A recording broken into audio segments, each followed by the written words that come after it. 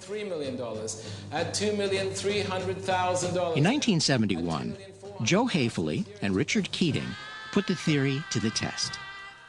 They flew 4 atomic clocks around the world to compare the passage of time on an airplane with time on the ground. I don't trust these professors who get up and scribble in front of blackboards claiming they understand it all, because I've made too many measurements where they don't come up with the numbers they say. Richard had told me that in all the previous work he had done, he had never seen the effect of time dilatation. I hadn't. Had never seen it. I knew what was being predicted and that, but it always seemed to me that the best proof is to measure it. Measure? Well, hopefully it's going to be of the order of 1 minute. To see how time slows down with speed, they had to fly all the way around the world in the original experiment. Today's atomic clocks are more accurate, so the warping of time should be apparent even on an ordinary transatlantic flight.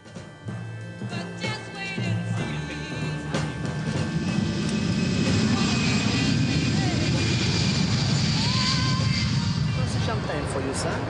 Yes, one for me and one for my friend. Certainly.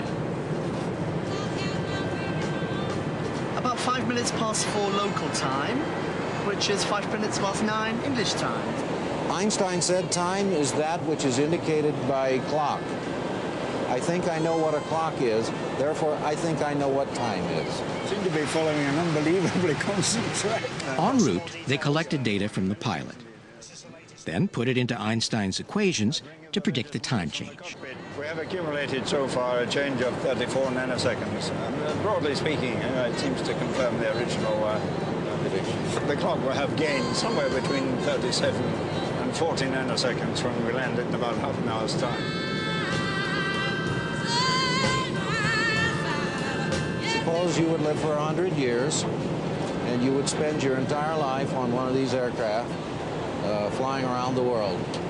You could expect to be younger than people who did not do that by about 1/10,000th of a second.